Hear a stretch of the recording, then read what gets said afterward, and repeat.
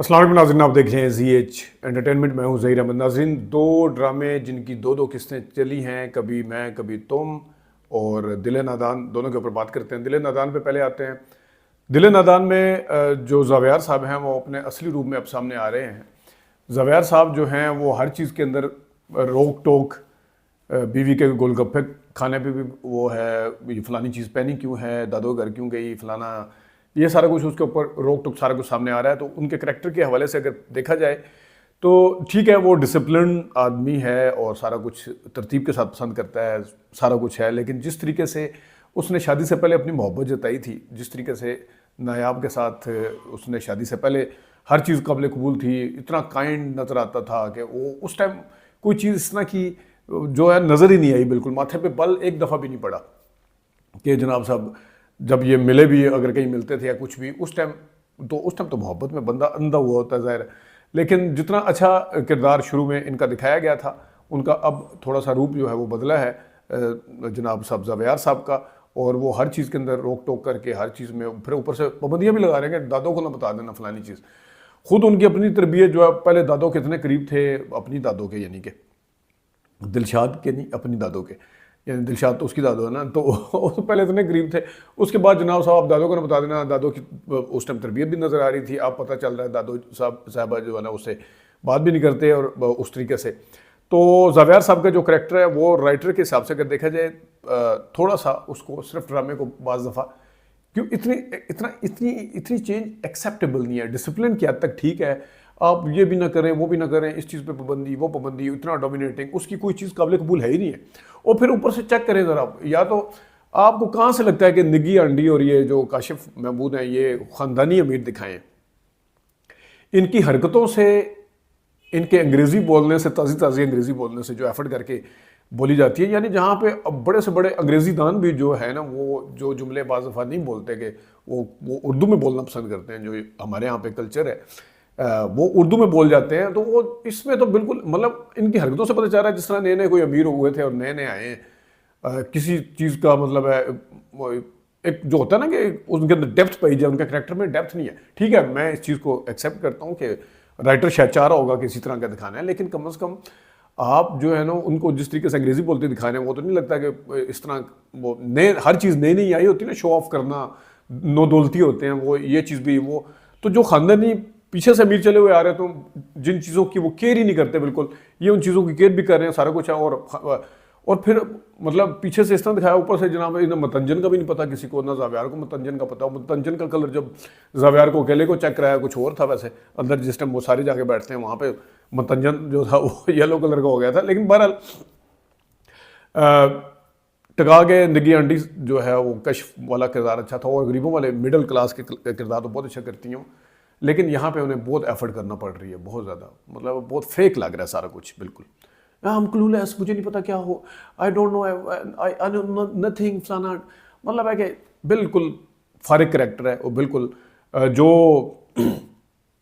अच्छा, अब जो दुरे नायाब साहब हैं उनको सादा दिखाया है, लेकिन उनकी हुस्न जो है वो इतना दिखाना चाहिए था, उनकी खूबसूरती इतनी डोमिनेटिंग होनी चाहिए थी कि जनाब ठीक है, बाकी सारी चीज़ें जो है ना उसके वो सादा है, तबीयत की है, उसे चीज़ें नहीं आती, चलाकियाँ या फलाना, लेकिन उसका हुस्न कम से कम इतना दिखाना चाहिए था कि ज़ावियार जैसा बंदा जो वो इसके ऊपर मर मिटा है। सिर्फ सादगी दे के नहीं, उसके हुस्न को भी थोड़ा डोमिनेटिंग दिखाना चाहिए था। यहाँ पे जनाब वो तानिया जो है डोमिनेट करती नज़र आ रही हर लिहाज से। ग्रूम तो है ही है, ठीक है, मतलब हर चीज़ है, लेकिन एक वो नेचुरल हुस्न जो होना चाहिए था उसका, वो भी नहीं है उसके अंदर। दुरे नायाब के अंदर वो भी कहीं नज़र नहीं आ रहा। अदाकारी तो बिल्कुल, एक बंदा जो है इस फिल्म कह रहा हूँ, ड्रामे के अंदर जो थोड़ा जुड़ा हुआ है, जो सही काम कर रहा है, वो है जनाब साहब जुनैद अली अब्बास। उसका किरदार समझ आने वाला भी है, और उसने बड़े सीधा सीधा उसको अदा किया। उसने अंदर कुछ नहीं, बीच में कोई शशके नहीं डाले, कोई ये वो फलाना। ठीक, राइटर ने भी हो सकता है उसका किरदार ठीक तरीके से लिखा है, लेकिन उन्होंने कंसीव बड़े अच्छे तरीके से किया। बाकी दादों का किरदार ठीक है कुछ, बाकी तो काशिफ हो गया, तानिया फलानी, तानिया पहले अच्छा कर रही थी, अब तो खैर उसके ऊपर वैसी उसकी सक्सेस है कि लोगों को उसके ऊपर गुस्सा चढ़ता है। लेकिन ये था वो ड्रामा जो है, थोड़ा सा ये है कि उसकी स्टोरी के अंदर थोड़ा सा इंटरेस्ट ज़रूर डेवलप हुआ है, अदरवाइज डायरेक्शन के लिहाज से, अदाकारी के लिहाज से बिल्कुल फारिग ड्रामा। दूसरे ड्रामे की तरफ आते हैं जनाब साहब, वो है कभी मैं कभी तुम। कभी मैं कभी तुम को भी थोड़ा सा ड्रैग होना शुरू हो गया।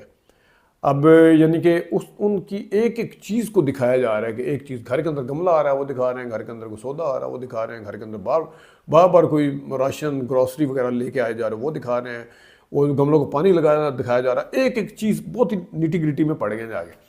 और जनाब सब 2 किस्तें ऐसी थी 25 और 26 जिसमें पता चलता था फाद मुस्तफ़ा साहब का जो घर है मुस्तफ़ा का और शर्जीना का, वो किसी ऐसी जगह पे जहाँ से शायद अब ट्रेनें जो है ना वो बाइकआउट करके चली गई हैं।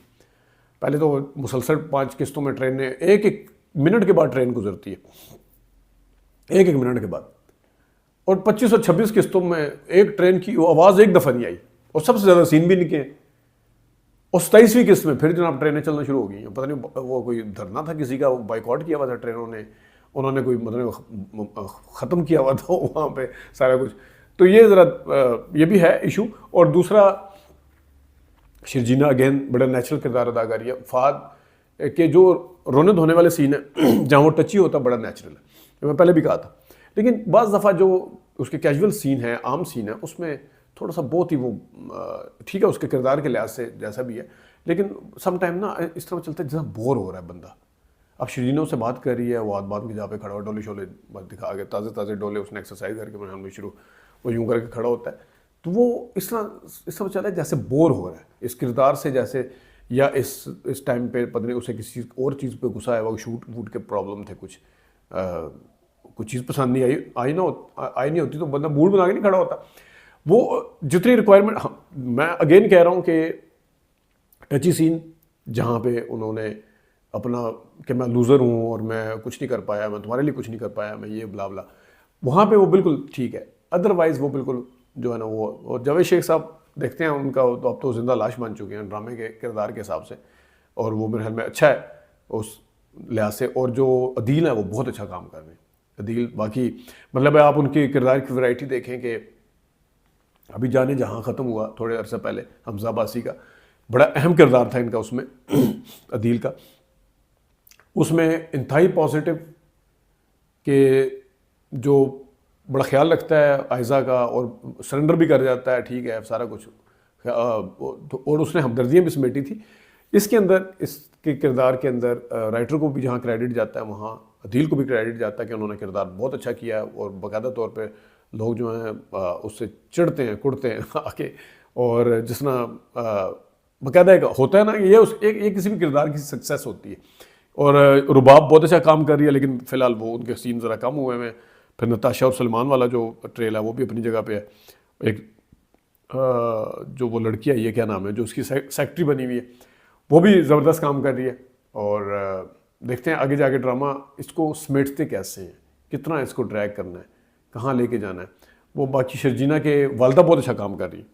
वालिद साहब तो बस वो अब थोड़ा सा वैसे ठीक भी है, लेकिन मुझे तो वही वाले डराग याद हैं जो 5वीं 6वीं 7वीं किस्त में था।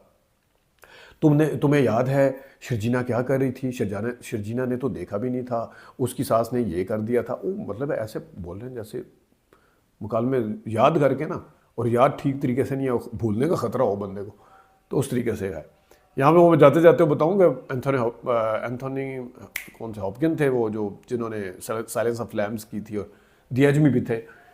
वो एक डायलॉग की रिहर्सल जो है वो 50 दफ़ा करते थे, 50 दफ़ा, ताकि देखने वाले को लगे ही ना कि ये किरदार जो है रिकॉल करके अपने डायलॉग बोल रहा है, नेचुरल, इंतहाई नेचुरल लगे। तो बड़ी मेहनत करनी पड़ती है जनाब। तो अभी तक के लिए इतनी, अपना ख्याल रखिएगा, इजाज़त दीजिए, अल्लाह हाफ़िज़।